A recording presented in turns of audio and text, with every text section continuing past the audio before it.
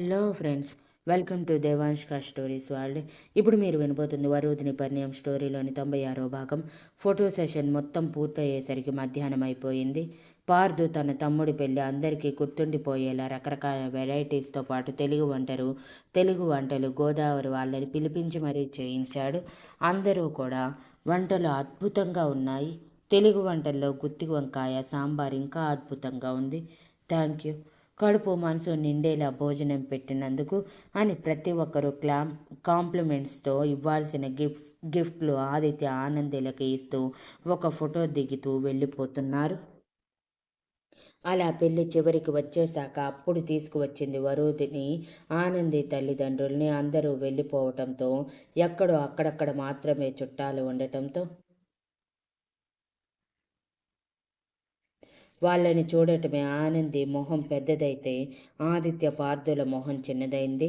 ఇక రాఘవయ్య గారు మాత్రం కూతురి పెళ్లిలో తల్లిదండ్రులు ఉండటం ముఖ్యం కాబట్టి ఏ ఎక్స్ప్రెషన్ లేకుండా చూస్తూ ఉన్నారు. వరుదిని వాళ్ళని స్టేజ్ మీదకి తీసుకువచ్చి ఆశీర్వదించండి. కూతురి పెళ్లిని మనసారా దగ్గరుండి జరిపించలేని దౌర్భాగ్య స్థితిలో ఉన్నారు మీరు. ఇది గుర్తుంచుకోండి జీవితాంతం అని కొంచెం కఠినంగా చెప్పి వాళ్ళ చేతుల్లో అక్షింతలు పెట్టి మనస్ఫూర్తిగా మీ కూతురు అల్లుడు సంతోషంగా పిల్లా పాపలతో ఉండాలని దీవించండి అని చెప్పి వాళ్ళు దీవించాక ఆనంది కోసం తీసుకువచ్చిన నగలని ఇస్తుంటే వరుదిని నేను ముందుగా వద్దండి, నా చెల్లికి నా కుటుంబం నేను కావాల్సినవన్నీ చేయించాము, ఇవన్నీ అవసరం లేదు, ఇక భోజనాలు చేసేసి వెళ్ళండి అని చెప్పటంతో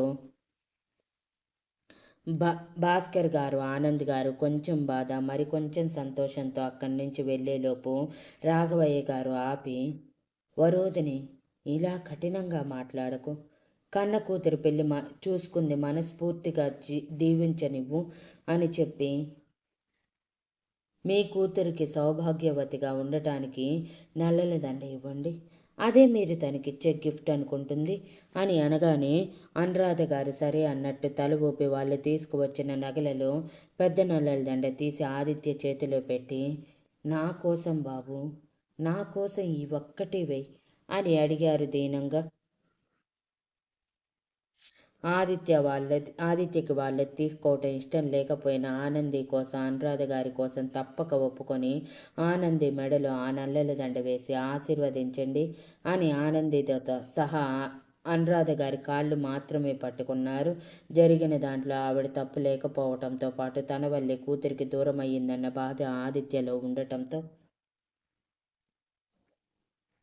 తనకి దూరమైన తల్లికి దగ్గరగా ఉన్నందుకు భాస్కర్ గారు కొంచెం సంతోషించి అక్కడి నుంచి డైనింగ్ హాల్ వైపు వెళ్ళిపోతే అనురాధ గారు సంతోషంగా కన్నీళ్లతో ఎల్లప్పుడూ ఇంతే సుఖ సంతోషాలతో కుటుంబంతో పిల్లా పాపలతో ఉండండి అని దీవించి పైకి లేపి ఆనంది నుదుటి మీద ముద్దు పెడుతూ, ఇక మేం బయలుదేరుతామనంది. అప్పుడప్పుడు ఈ తల్లిని గుర్తు చేసుకొని ఫోన్ చేస్తూ ఉండు, వెళ్ళొస్తాం అల్లుడు గారు, అప్పుడప్పుడైనా మీ మనసు మారితే ఒక్కసారైనా మాతో మాట్లాడండి అని రిక్వెస్ట్ చేసి అక్కడి నుంచి వెళ్ళిపోయాక వరుదిని కన్నీళ్లు తుడుచుకొని వాళ్ళ వెనకే వెళ్ళింది. డైనింగ్ హాల్కి వెళ్ళగానే తినకుండా వెళ్ళిపోతున్న వాళ్ళని ఆపి, నన్ను క్షమించండి, కావాలని ఇలా అనలేదు, ఇక్కడ కఠినంగా మాట్లాడకపోతే మీరు కనీసం ఆనందిని దగ్గరికి కూడా తీసుకునేవాళ్ళు కాదు, అందుకే అలా మాట్లాడాల్సి వచ్చింది, నేను మీ కూతుర్ని అనుకుని నన్ను క్షమించేయండి అని వరుదిని చేతులు జోడించగానే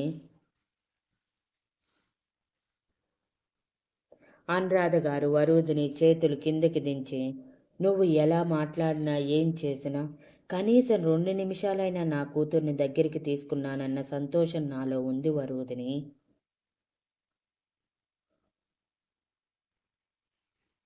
నువ్వు కూడా నా కూతుర్ని అన్నావు, మరి నా కూతురు నన్ను ఎదిరిస్తే నేను బాధపడతానా? లేదు కదా. నీ విషయంలోనూ అంతే. నువ్వు వీటి గురించి ఆలోచించకు వరుదిని, వెళ్ళు, నీ కొడుకు నీ తోడికోడలు పెళ్ళి ఎంజాయ్ చేయి, మేం చాలా సంతోషంగా ఉన్నాము అని చెప్పి వరూధిని తిరిగి పంపించేసి వాళ్ళు వెళ్తుంటే ఎదురుగా వచ్చాడు పార్థు.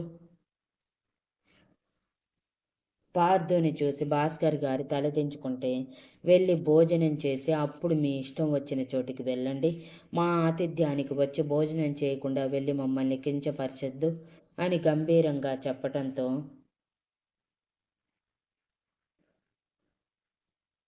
భాస్కర్ గారు సరే అన్నట్టు తల ఊపి డైనింగ్ ఏరియా వైపు వెళ్ళి ఏదో తిన్నామంటే తిన్నామనిపించి మళ్ళీ తిరిగి పార్థు ఎదురుగా వచ్చి క్షమించమని అడిగిన పార్థు నుంచి రియాక్షన్ రాకపోవడంతో, నువ్వు ఎప్పుడు క్షమిస్తావో అప్పుడు కనీసం ఒక్కసారి మాకు కాల్ చేయి పార్థు. సంతోషంగా ఉంటాము. ఇప్పటికే గుండెల్లో భారం పెరిగిపోయింది. ఎప్పుడు చనిపోతానో కూడా తెలియని పరిస్థితి ఏర్పడుతుంది. వీలైతే క్షమించు అని చెప్పి అక్కడి నుంచి వెళ్ళిపోతే, పార్థు ఎవరికో కాల్ చేసి 5 నిమిషాలు మాట్లాడాక కాల్ కట్ చేసి తిరిగి ఆనంది ఆదిత్యల దగ్గరికి వెళ్ళిపోయాడు. ఆనంది ఆదిత్య కూడా తినేశాక వాళ్ళని ఇంటికి తీసుకువెళ్ళి గృహప్రవేశం చేయించి ఆ రోజు సాయంత్రమే వ్రతం కూడా పెట్టుకోవటంతో సాయంత్రానికి మరోసారి ఇల్లంతా హడావిడి మొదలయ్యింది. ఆఫీస్లో ఉండే ఎంప్లాయీస్ వాళ్ళ వైఫ్స్ అందరినీ కూడా పిలవటంతో మరోసారి భోజనాల కార్యక్రమం పెద్ద ఎత్తున జరిగింది.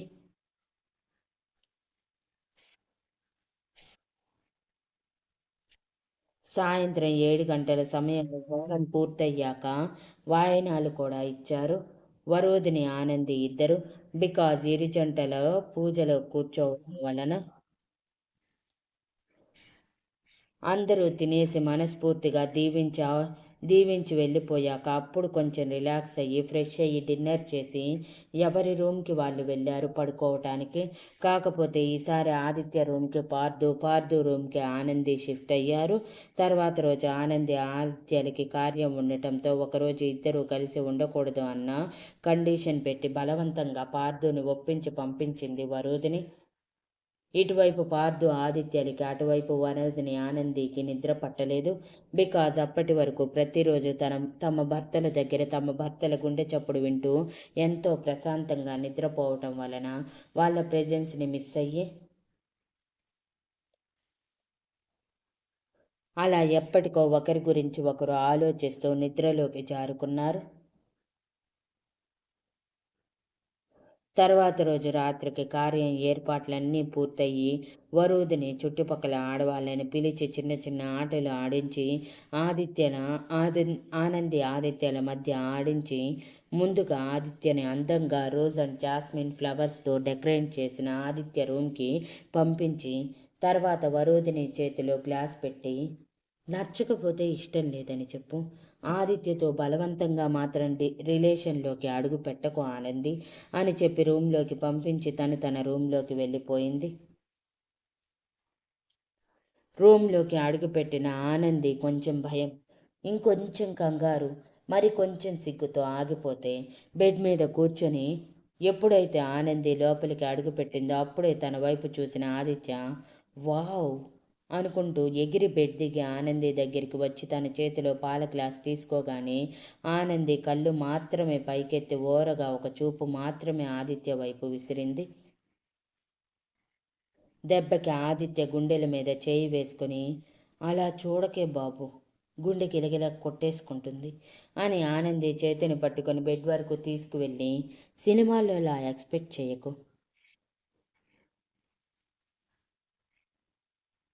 మనం చాలా రోజుల నుంచి కాదు నెలల నుంచి కలిసి ఉంటున్నాం కాబట్టి ఫార్మాలిటీస్ వద్దు ఆనంది అంటూ తనని బెడ్ మీద కూర్చోబెట్టి, నువ్వు హ్యాపీగానే ఉన్నావు కదా అని అడిగాడు. ఎంత అన్ని నెలలుగా దగ్గరగా ఉన్నా ఆ రోజు ప్రతి ఆడపిల్లకు ఉండే భయం తనలోనే ఉండటంతో ఆ భయంలోనే చాలా సంతోషంగా ఉన్నాను ఆదిత్య గారు అని కళ్ళు కూడా పైకెత్తకుండా తలదించి చెప్పింది ఆనంది. అదేదో నా కళ్ళల్లోకి సూటిగా చూస్తూ చెప్పచ్చు కదా, నేను సంతోషిస్తాను, ఇలా మొహం దించి చెప్తే ఏమనుకోవాలి చెప్పు? నాకు నువ్వు భయపడుతున్నావు అనుకుంటాను. లేదంటే మీ అమ్మ వాళ్ళ నుంచి బలవంతంగా నిన్ను దూరం చేయటం వలన బాధగా ఉన్నావు, లేకపోతే కోపంగా ఉన్నావు అని అనుకుంటాను. ముందు నా కళ్ళల్లోకి చూడు ఆనంది అని అనగానే ఆనంది టక్కున తల పైకెత్తి, నేను మీ మీద హనుమంత కూడా కోపంగా లేను ఆదిత్య గారు. మీరు అనవసరంగా ఏదేదో ఆలోచించకండి అని అంటే, ఆదిత్య ఆనంది చేతిని పట్టుకొని తన మీదకి లాక్కొని, మరి ఇంకేముంది? ప్రేముందా? అని అల్లరిగా అడిగాడు. ఆదిత్య స్పర్శకి సిగురుటాకులా వణికిపోతున్న ఆనందికి చాలా ఉంది అని తడబడుతున్న గొంతుతో చెప్పి ఆదిత్య చేతుల్లో నుంచి తప్పించుకోవాలని ట్రై చేసింది. కానీ ఆదిత్య తన పట్టు పెంచుతూ, ఎక్కడికి పారిపోతున్నావు అంటూ ఆనందితో సహా బెడ్ మీద వాలిపోయి, యు నో వాట్, ఈ రోజు కోసం చాలా రోజులుగా వెయిట్ చేస్తున్నాను. ఇద్దరు ఆడ మగ ప్రేమించుకున్నారంటే వాళ్ళ ప్రేమ సార్థకం అయ్యేది పెళ్లి ద్వారా, ఆ పెళ్లి సార్థకం అయ్యేది వాళ్ళ పిల్లల ద్వారా. మరి మన పిల్లలు రావాలంటే మనం చేయాల్సింది చెయ్యాలి కదా అంటూ ఆనంది చెవిలో గుసగుసగా అన్నాడు. ఆదిత్య మాటలతో పాటు చేయి కూడా హద్దు దాటి నడుము నుంచి ఇంకొంచెం పైకి వెళ్ళటంతో ఆనంది భయపడుతూ, ఆదిత్య గారు అని మరోసారి పిలవటానికి ప్రయత్నించింది. కానీ అప్పటికే ఆనంది మెడ మీద ఆదిత్య పెదవులు కొత్త రాతలు రాస్తూ ఉంటే ఇక మాట్లాడే ఛాన్స్ లేక ఆదిత్య పెదవుల స్పర్శకి ముందు భయపడిన నిదానంగా ఆదిత్యకి తగ్గట్టు మౌల్ట్ అవుతూ ఆదిత్య గుండెల్లో ఒదిగిపోయింది తన పట్టు పెంచి. ఆనంది తన భయం తగ్గించుకుంటుందని, తనతో కంఫర్ట్గా ఉందని అర్థం చేసుకున్నాక మరో అడుగు ముందుకు వేసిన ఆదిత్య నిదానంగా ఆనందిని తన సొంతం చేసుకునే దిశగా అడుగులు వేశాడు. ఇద్దరు ఎంతో సంతోషంగా తమ జీవితంలో మరో అడుగు ముందుకు వేస్తూ ఒకరిలో ఒకరు మమేకమవుతూ సృష్టి కార్యానికి తెరతీశారు. ఆఫ్టర్ 2 అవర్స్ తన గుండెల మీద పడుకొని ఉన్న ఆనంది తల నిమురుతున్న ఆదిత్య ఆనంది అని పిలిచాడు. ఆనంది కళ్ళు మాత్రమే పైకెత్తి ఆదిత్య వైపు చూస్తే, ఆర్ యు హ్యాపీ అని అడిగాడు ఆదిత్య తనతో సంతోషంగా ఉందని తెలిసిన అడగాలనిపించి. చాలా సంతోషంగా ఉన్నాను ఆదిత్య గారు.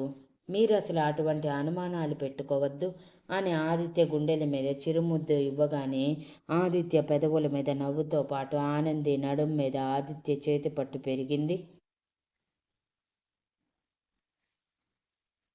అది చూసి ఆనంది చిరుకోపంగా, ఆదిత్య గారు అనేలోపు ఆదిత్య మరోసారి ఆనంది మీద చేరిపోయి తన ప్రేమని చూపించటం మొదలుపెట్టాడు.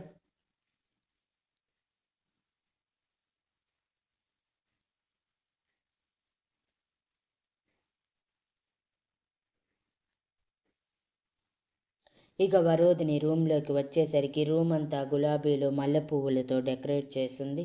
కానీ ఆదిత్య రూమ్ అంత ఎక్కువగా కాదు.